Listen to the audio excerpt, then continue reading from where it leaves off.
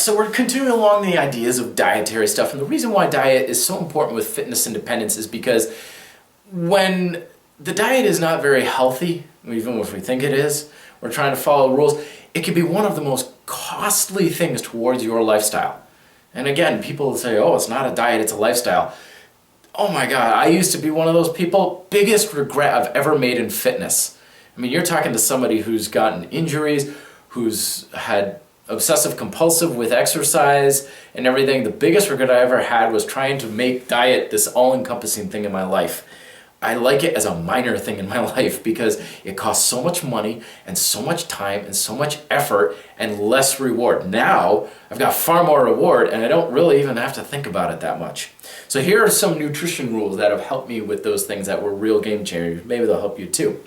Rule number 1, don't eat too much. That's the bottom line when people say, how do you stay lean? I just don't eat too much. I don't do cardio to stay lean. I do it for conditioning purposes. I don't stay away from any certain foods or anything. I just don't eat too much of anything. That's just the long and the short. Variety and balance. Rule number 2, variety and balance is good. It satisfies more appetites. Mental, emotional, physiological appetites when you have a good amount of variety. If you're just eating chicken and broccoli all the time, I mean, more power to you if you can, but I sure as hell can't. And the reason why I can't, I don't want to. All of our dietary choices are based purely on whether we want to or not. And we have to be honest with ourselves. Do you really want to do this? Whenever we're struggling with something, it means you really don't want to do it. That's fine. Don't fear food of any kind. The only foods I fear are the foods I don't like natto. You ever had fermented soybeans in Japan? Oh my gosh. Oh wow. Those I fear. I really don't like that. Stuff with growing green on it, other than that, but I don't. A few years ago, I bought a huge mess of just diet books off of Amazon. And I read through them, and I kid you not, it felt like I was reading like Nazi propaganda stuff. It was like, so much of these books was basically on the idea of conform to this aspect of behavior, and we're giving you reasons to be afraid if you don't. That was the bottom line of almost every diet book I ever read. And I felt like dirty afterwards. I felt very not good about it because the message was, be afraid of this, therefore stick to this diet. And it's a hell of a lot better living life when you don't fear foods.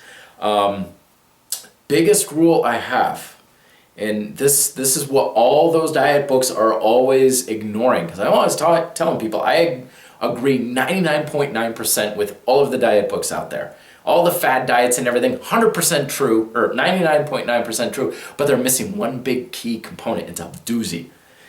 The poison is in the dose. They're always talking black and white, like you consume this, these bad things will happen. But anybody in any medical and nutrition and dietary field knows to at least some degree that the outcomes depend on your frequency of consumption. Does beer make you drunk? Well, it depends. You know, if you take a 6-pack of beer and drink it in an hour, yes. But if you take the same 6-pack and drink it over the course of a month, let's say, no. It's the same beer, the same quantity, it's just the frequency. And that's why usually when I talk to people about making dietary changes, look at the frequency first, because all the good things and all the bad things happen almost entirely because of the frequency of the consumption of the food or whatever.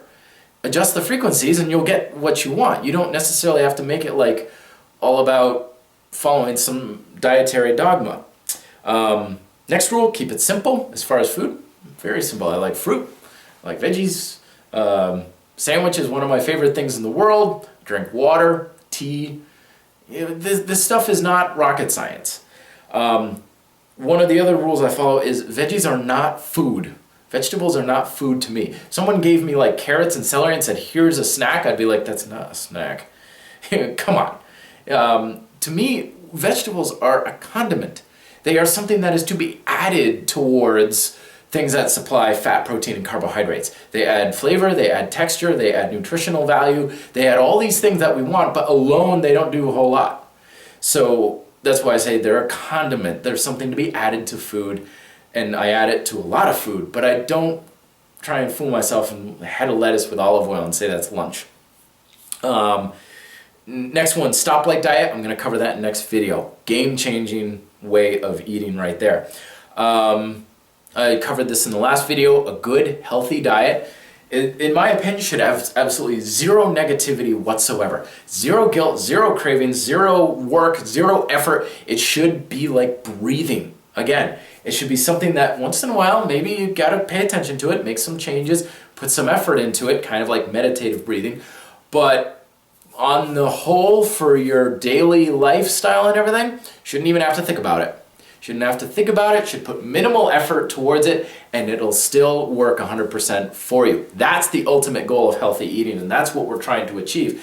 And for those who are scoffing, it's possible. Trust me, it's possible. 10 years ago, I wouldn't have believed it. But believe me, it's so much better, this healthy eating, than trying to follow this dietary dogma. The next video, I'll cover the stoplight diet, which makes it so much easier to eat so much better. Thoughts down below. Till then, be fit, live free.